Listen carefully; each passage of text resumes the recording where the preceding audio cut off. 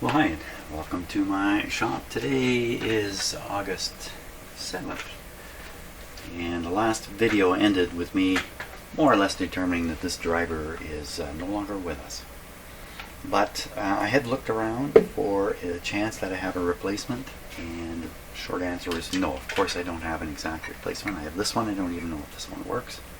It's not the right size.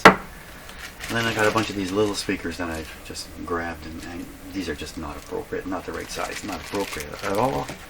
Cost of getting a new driver to put in the speaker is not that great anyway, so that's the direction we'll probably go in. Probably buy two drivers and replace both speakers, because they're just not all that expensive. But before doing that and giving up on this, there's one long shot kind of hope here for repairing this, and it's definitely a long shot, but might as well try it. And that is the wires here go to these terminals, and the terminals come through the front here, and there's a connection made. You can see one of them if you look really close. There's a wire coming right from there heading into the, I assume, the voice coil.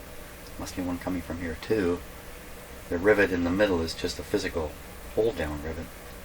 What if I just hit these with the soldering iron? I can't imagine it's going to help.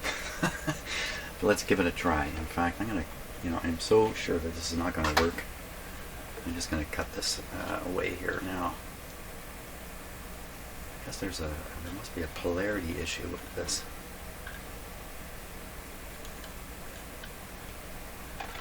Yeah, I don't know which way is which. Okay, don't worry about that later. There is a polarity, certainly, especially with the tweeters. Maybe that's not so true. So what we're going to do is we're going to take this big speaker right here.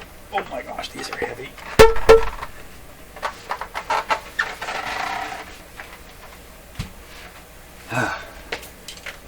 I think those are considered to be pretty good speakers by others, not just me. What can we do here? Dab some solder, feed a signal into it. Let's do that. So I'm just turning on this audio signal generator. Give us a chance to test this guy too and find out if it's any good. Watching the dome has been punched on it. Okay, output wires here.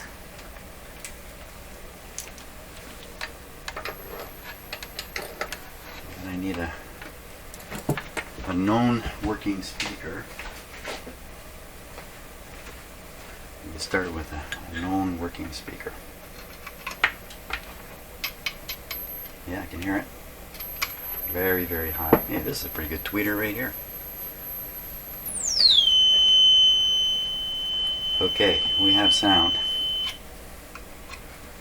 Let's try my spare tweeter here. Does it work? Oh yeah.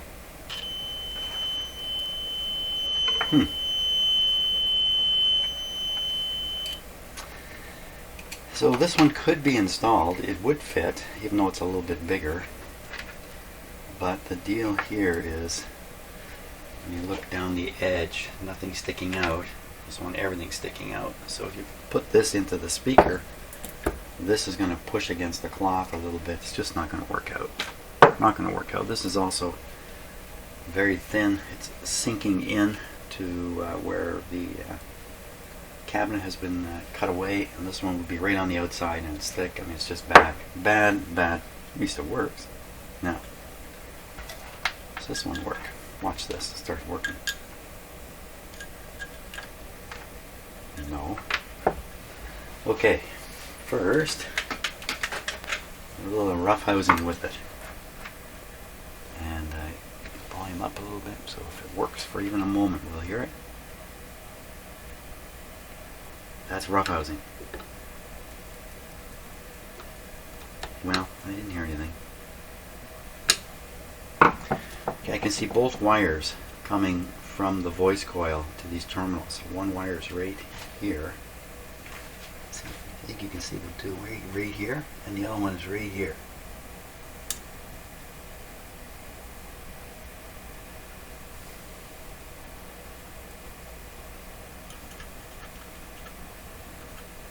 guess what they did was they just laid some glue right in here to fix these wires down fairly solid.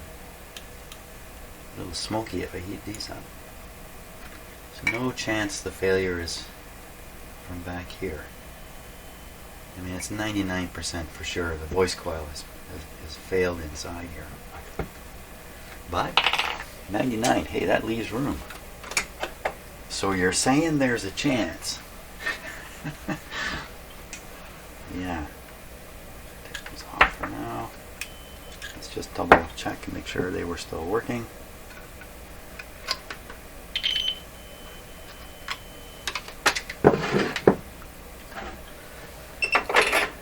Okay. Mr. Solder Iron.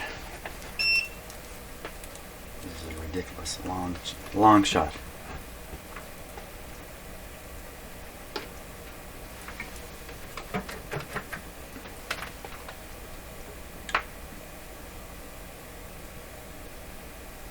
I mean, this would have as much chance of fixing one of these as it would of breaking it, really. Ugh, yeah, there's definitely some smoky stuff here.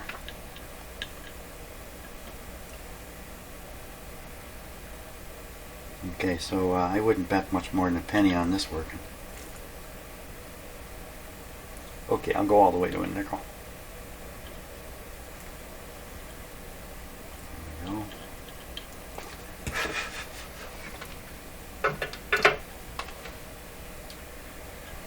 For the nickel. Yeah, let's try this.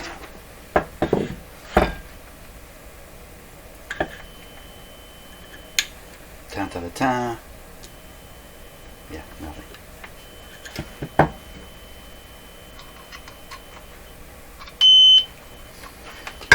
Nothing. Well, let's see. We can go a little further with this. You know, this is not going to ever work again.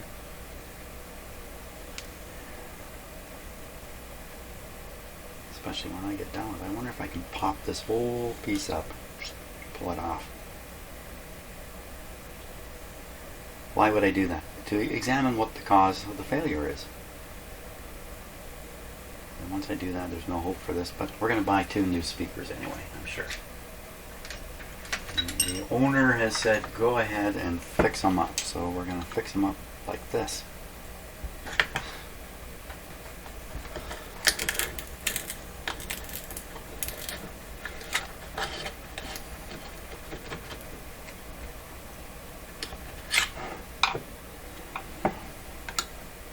This is not recommended to be done with speakers. So there's a spider in behind. Son of a gun. I don't think I can break this. I couldn't imagine that. Not without really big brutality.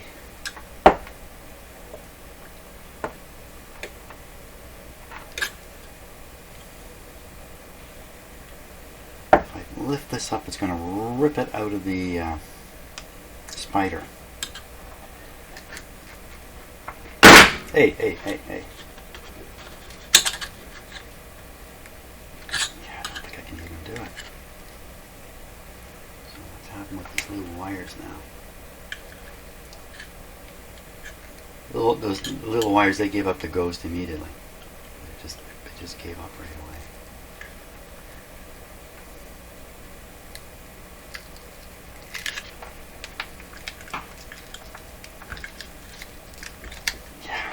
Speaker's going to work again. So now I can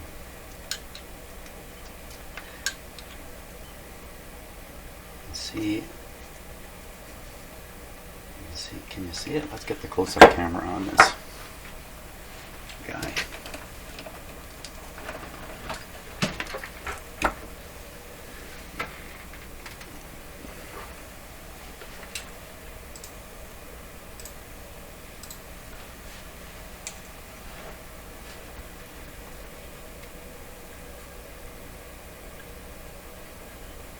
So you can see the 2 lead wires heading to the voice coil, and they look to be continuous.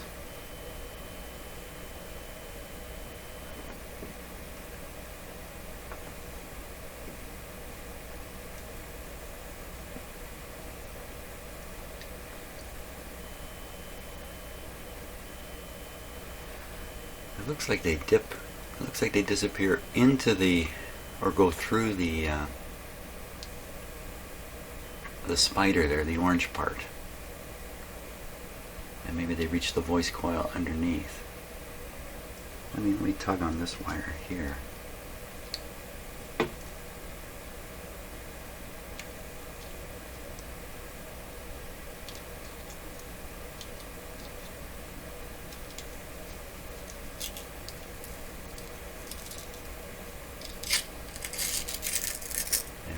That's good. Okay, that's really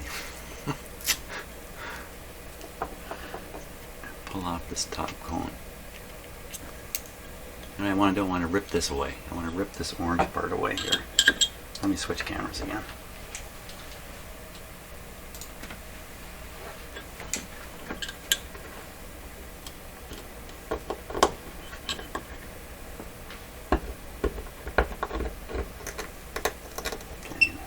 Away here. This is a job for the Swedish fish knife.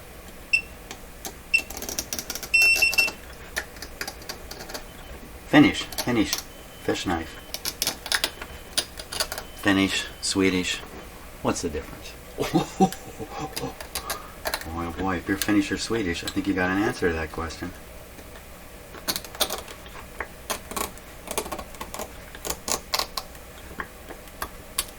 Hey, here we go. Okay, let's go back to the close-up camera.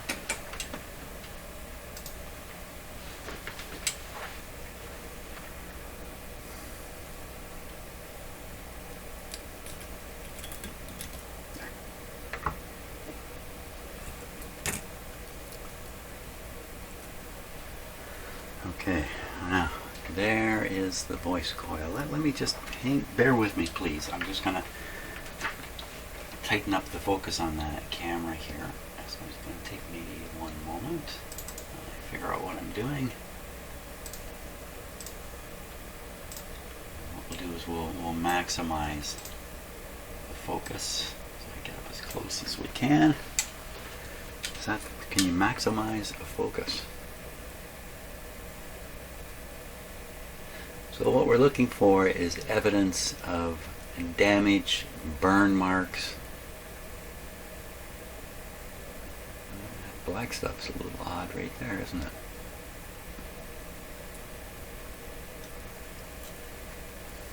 You know, I picture this being in the slot here, and clean as a whistle in there. What would that black stuff be?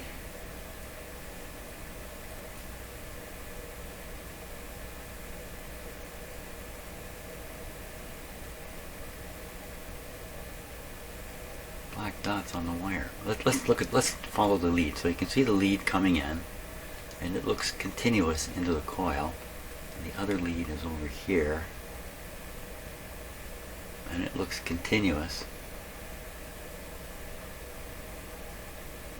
Looks like 2 layers of wire.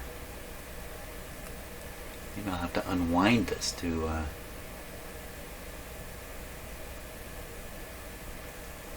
what would that black goo be?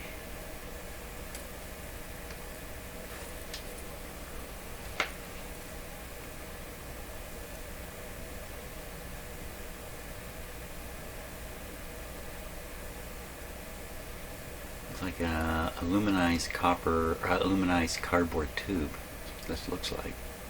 Just a piece of cardboard tube. Maybe with some aluminum in it to stiffen it.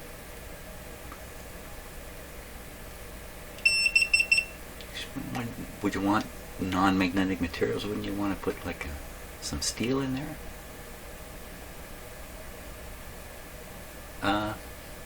Let's see what we can see under the microscope with this.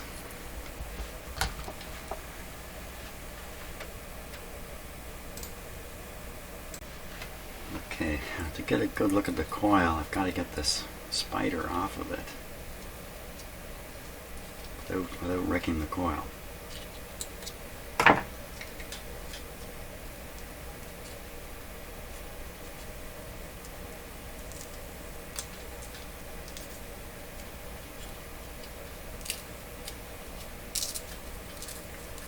Otherwise, I can't position this under the microscope and see the coil windings easily. This thing's in the way. Okay, so some little wires. Where did they go?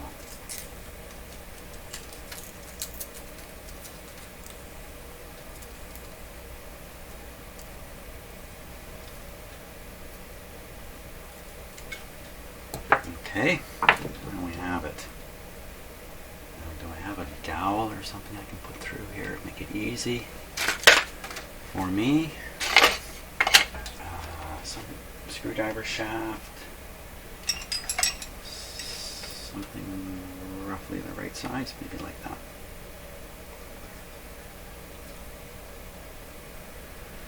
Okay, let's take a look, see what we can see here. Well, it's not bad to start. Get a little more focus on it. Zooming in.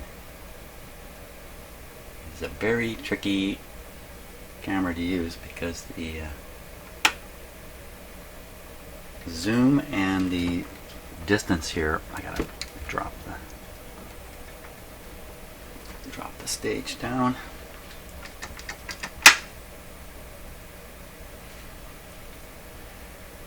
Okay, not too bad.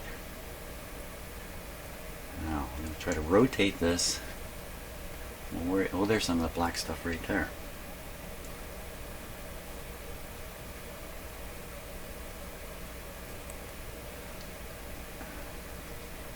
Okay. Just get it into the center.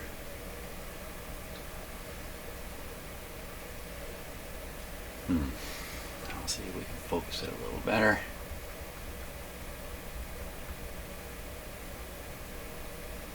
What is it? So I'm looking at each individual wire running through there. Certainly don't appear to be broken anywhere. And yeah, I'm not going to be able to figure out what that debris is. Let's go looking. This is not easy to do here. I need this really stuck on something rotating. I need to get a better dowel onto that. Something that's just about the right size. Where to go? There it is. That's closer. Okay, I think I can do that.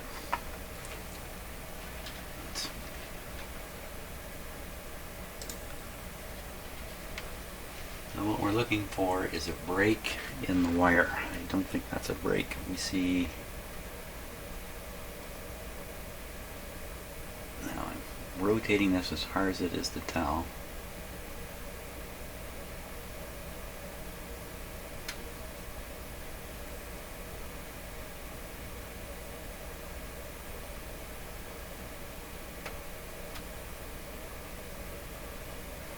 I imagine a break would be fairly easy to recognize. There's the wire coming in on the left side there. Now the break could be underneath this winding. There's a winding under the winding. So ultimately we're gonna pull the wire off this coil. Oh, that's kind of an interesting looking spot there. What's that? Some glue they dabbed on? The wires appear slightly distorted around it.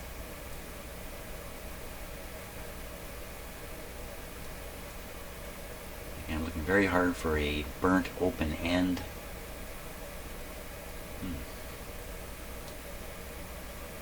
Can't really see under that rose thing there. Wires are a little bit distorted around it. Could just been a dab of glue or something they stuck on it while they're making it.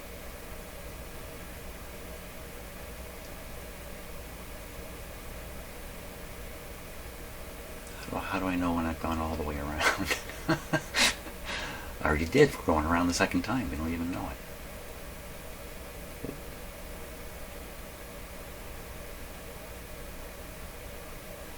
Black debris. You know what I didn't do here? Now I'm kind of regretting this. I never actually ohmed out this thing, did I? Did I ohm it out? how do I know the voice coil wasn't just stuck by this black stuff, stuck in there and just couldn't move? There is an answer to that. You can almost always hear something coming out of a speaker like this if there's any impetus in the coil. Get your ear right up against it, you're going to hear something.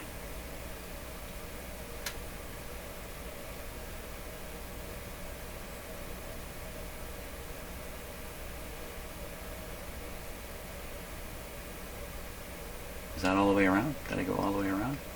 So I'm going to have to find another wire coming off of it. Okay, so I'm not seeing anything here that's really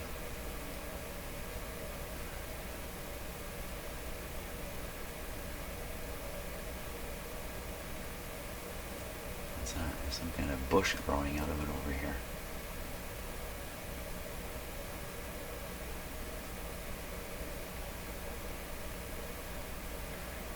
Oh, that's the other wire there. So I think we're almost, let's look back at that. Look back at that very carefully. That's a likely failure point, I would think. It's most likely to fail where the wire is being bent and worked, but they make these very, very carefully to try to prevent too much strain, try to prevent any strain on the copper lead wires. Have I gone around yet? I think this is the stuff we started looking at now. There's one strand there that's black for quite a distance. These represent hot spots. They don't look like it. They just don't look like it. A hot spot, I think, would be kind of a general darkening. You wouldn't see, you know. There's the other wire. So we've been around. We've been around. I've been around. Okay. Well, that's a nice view right there.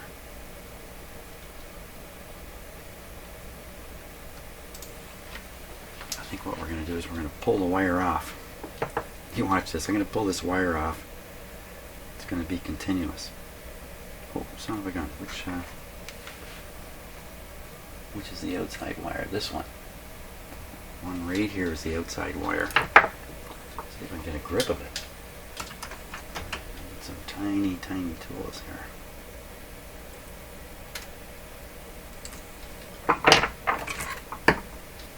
The Scandinavian fish knife.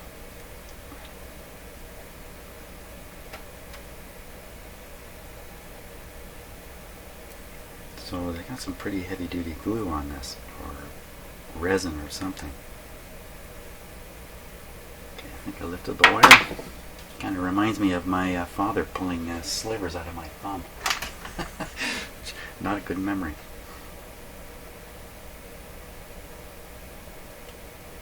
Okay, I got the wire. Here we go. Fit it on my finger. The idea is we'll unpeel this until we reach the break, or this will break while I'm doing it.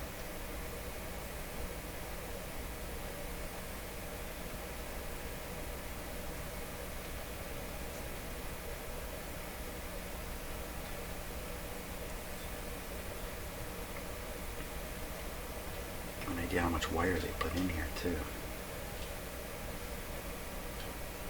We're stuck. Uh-oh, we're stuck. Why so stuck? No, this isn't going to work. Well, now we're really stuck. That broke. It broke flush with the coil. How am I going to do this now? How am I ever going to find out if there's a break in this wire? Should have ohmed it out. I could have ohmed it out just before I broke that wire.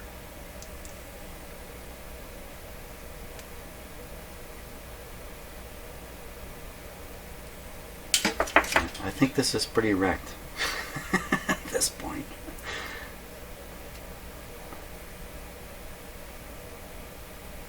So I'm trying to peel off the stuff from the inside.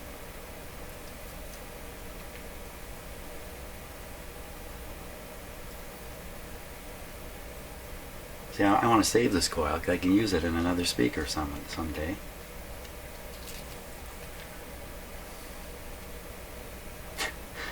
What do I do with this now? Let's look at it. Let us have a look. Not much to be seen there. There we are. There's some wire going underneath it here.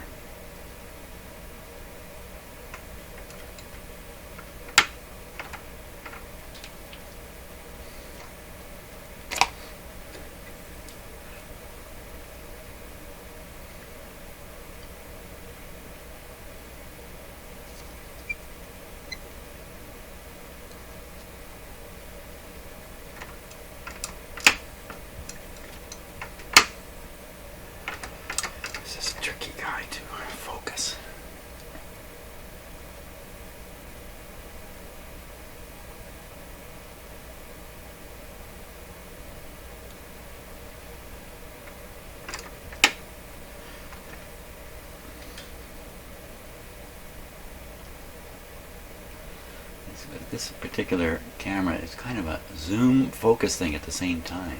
It makes it really quite tricky. There we go.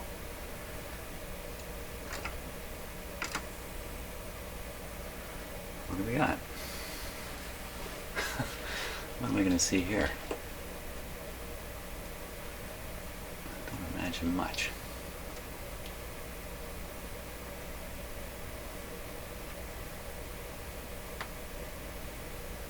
It looks like a broken wire. Right, if I put it right in the center of the screen there, it looks like a piece of wire broken, but goodness knows I'm the guy who did it. There is one. Now I saw a piece of copper wire going inside the coil. Right in there. Oh, that's an opening in the backing strip. That's what that is. Now you can see I was never going to get this off those wires. Well, okay, that's enough digging around here. I think I've pretty much definitely annihilated that speaker. Somewhat limited the options to replacing it. So, okay, that's fine. That's fine. What I really want to do now, I'm going to bring in the record player. We're going to give it a good test out, find out what's going on with it. And then that'll probably be the end of the show for today. The show. I don't think of this as a show, by the way. I think of this as my job working in the shop here. The video thing is really kind of secondary. Although I certainly appreciate the company. The virtual company. Okay. Let me straighten all this up. We'll get the record player in here. And we'll check it out and see what it does. And there we go. Okay, let's see what we've got here. Electrohome. Little Electrohome symbol here. And this comes up. This looks like a lift off. Yep. Okay, we'll lift that off. The lid is in great shape. These are often cracked, scratched up terribly, but this one's not. So this record player's been taken care of. Because it has a lid on it that's normally closed, it's pretty clean inside. That's great. Electrohome PE 3015. Hey, look at that. Magnetic cartridge. Automatic.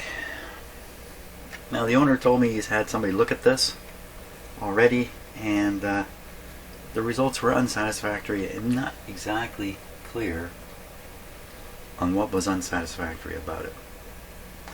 So we're going to find all this out. A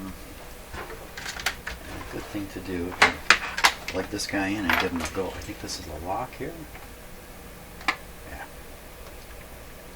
It's unlocked. This is the up. It lifts it up. See if it clears the... It doesn't lift it up quite high enough. Oh no, that's something else. That's a mechanism. That's the on-off switch. I'm running over the... Hear it?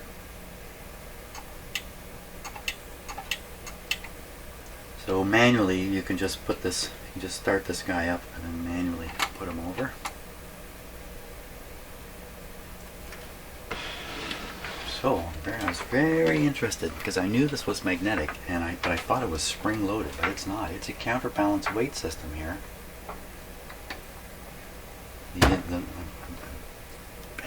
Well, we'll measure it, but the weight seems a little heavy to me up here. Look at this, it's got this. Huh. That's very nice. A lot of these are very clumsy to adjust. This one's quite smooth. We do a quick adjustment here. Flip this down. Set this to 0. Float this over the record, but don't let the needle hit. It's not floating. The weight's too far out. Whoop, whoop, don't let the needle hit, Jim. So we want this to just kind of float here.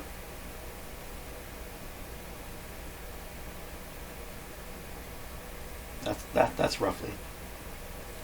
And then I typically be looking at around 2 grams would be light, I think. That's probably correct there. It's in the ballpark. We'll lock it. So this has the tripod technique for dropping records. And it actually it's actually a complicated little mechanism. It has the tripod pieces. It has some grippers just above it. 3 grippers. Picture a stack of records on here.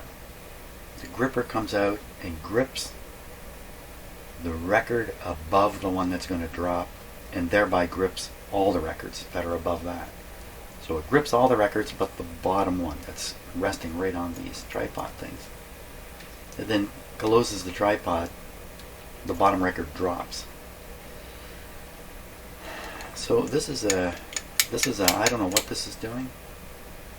Put my finger on it, go around. Hadn't seen one of these before. Didn't seem to do a thing. I mean, obviously it has to be detecting that a record is on the platter.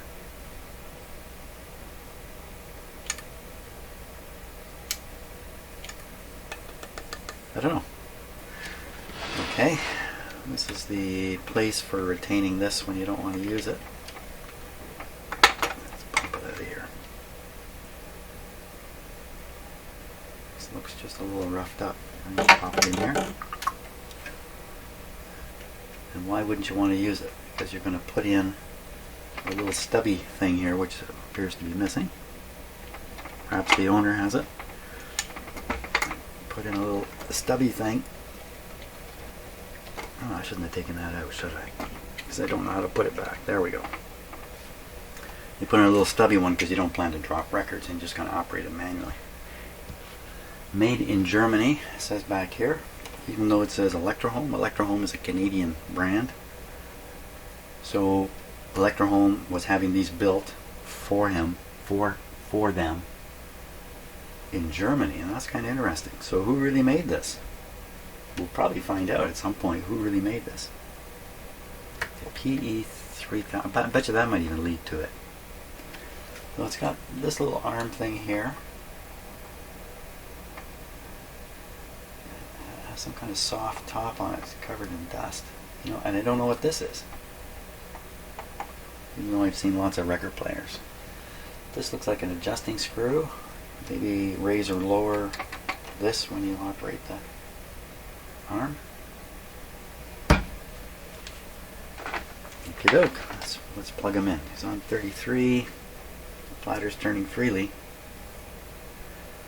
I'll just catch the tone arm if it comes over. Okay, we're plugging in. It's in. Right in the outlet. It's in. Okay, make sure this is unlocked again. Now we're not dropping a record. This record player may be smart enough to realize it's being asked to do something stupid. Startup was good. Mechanics working good. It's looking for the record. There's no record. Not that, yeah. No record. Don't fool with me. It's looking for a 12-inch. So this piece on the top here is like a felt tip. So it can reach up, touch the record, but not damage the record. Isn't that crazy? Let's get a record. I got a record in here. Didn't I keep one in here? Ah. Yes. Oh my gosh. Oh man. Okay, the record had fallen down between things. Yes, take care of your vinyl records. So this is Chicago. We're actually, this isn't plugged into an amplifier anyway. So here's the advantage of the tripod system. You have no arm to bring over. That's all. It's just, look, no more ugly arm coming over, sitting on top. That ugly arm that sits on top on most of these old record players is actually detects when there's no more records up here by dropping low enough that there can no longer be a record, right? Now that arm comes over, goes up and down. So this one doesn't have the overarm to detect the lack of records, so it needs a different technique to do it. And what that is, I don't know. So let's see if it'll do it. Let's see if it'll drop this record. Go for it, man. This feels really nice. The mechanism feels really nice. Record down.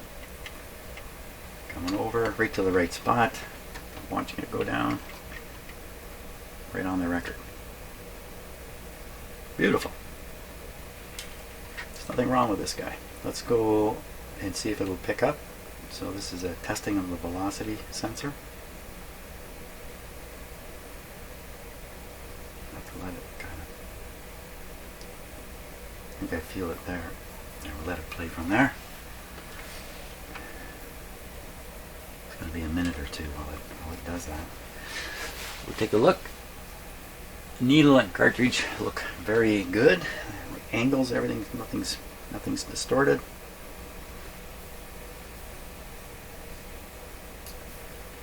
I'm assuming this is a rim drive record player, but that's probably a bad assumption, because if it's got a magnetic cartridge and has a high fidelity cartridge, the high fidelity will pick up the drive rumble if you use a rim drive record player.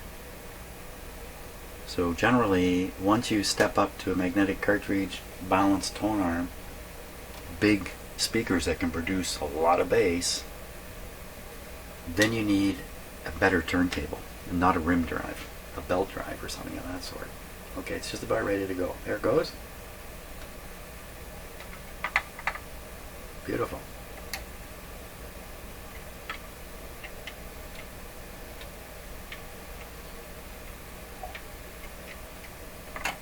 So the owner did say he had somebody else look at this. Sure seems to me like it's been maintained properly. It's quiet, smooth, everything's working great. What would the problem possibly be? So let's plug it in to the amp here and we'll listen.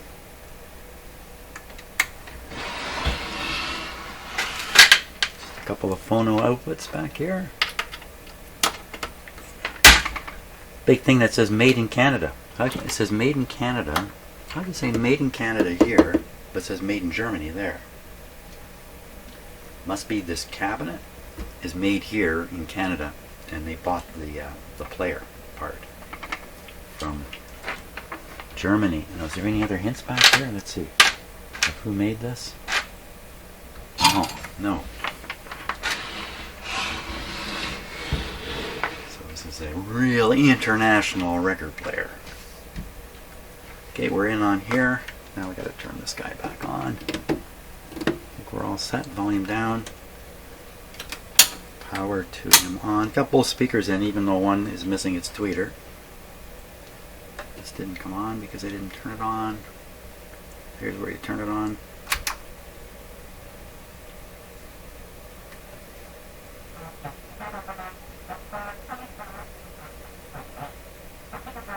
So that sounds like dirt on a control.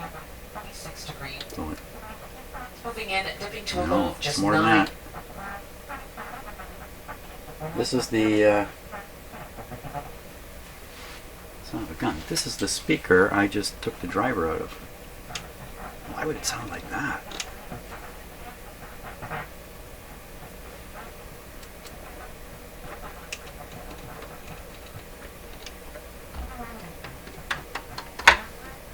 artist who consistently commanded as much attention Dirty as Switch. Beyonce. Between her incredible theatrical live shows, her mind-blowing choreography, and the sheer That's what we number want. of hit songs she's released, her That's the level other of speaker, no success has been tweeter. pretty unprecedented. Beyonce has just flexed some of that muscle with her latest.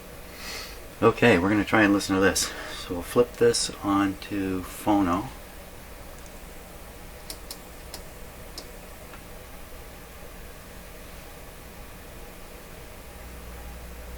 Hear a hum only when I turn it way up, and make sure these cords are plugged into the magnetic input on the back.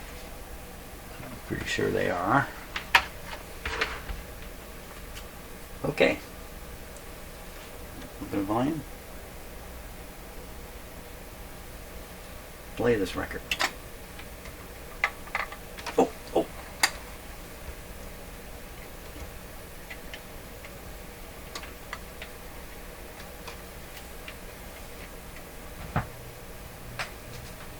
Both speakers working.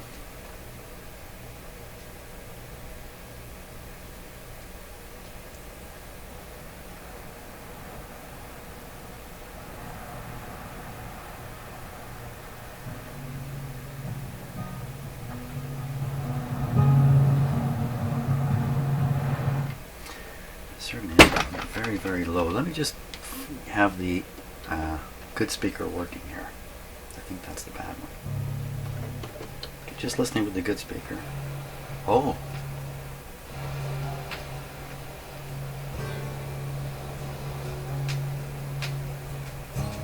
Is that what this really sounds like? It is. Okay, I gotta be very careful about getting a copyright hit here. Let's try it here. Oh, that's really, the sound is fantastic. Now, I read on the internet somebody talking about this being an OTL amplifier. Well, I think, of course, it's an OTL amplifier. No output. Output transformerless is what that means. Because it's a transistorized unit. But his claim, anyway, was it had really good sound. I think it's nothing to do with this. It has to do with the cartridge here and the speakers you're listening through. Let's hear that again, because that was really good. This is just like the speakers I own. It's fantastic. It's just fantastic sound. So, wow, what am I supposed to do here? What am I supposed to do? So there was something intermittent. So I'm going to use my technique here for fooling YouTube. I'm going to put this on 45. I don't think it can recognize this music anymore. A little experiment here. We'll let it play at this speed and we'll see if it picks it up on the copyright. So that takes some of the bass out of it.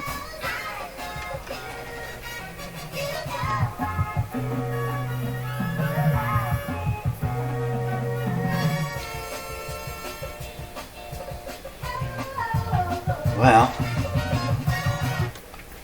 I'm having trouble finding something wrong with this. What we found is a dead tweeter. Maybe the owner was hearing that tweeter die. Maybe it was coming and going. And when it finally got to me after being transported in the car, it was dead. Maybe that's what he heard. I'm certainly not inclined to take this apart and fiddle around with it. Someone else has done that, and it appears to be operating just fine. Yeah, I don't see much advantage to doing that. Making sure the tone arm is the right weight, that's a big deal. We can measure it. But I'm pretty sure it's in the ballpark. It's got to be in the ballpark here. Definitely. So the ceramic cartridges are looking for weights like 3 times what this is. This is I don't know. Supposedly 2. Okay, let's hear another song here. Even at the high speed.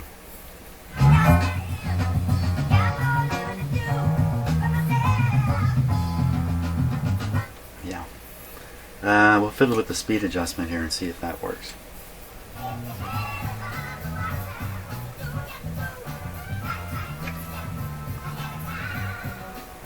Yeah, it's How this does this, I don't know, but it does something.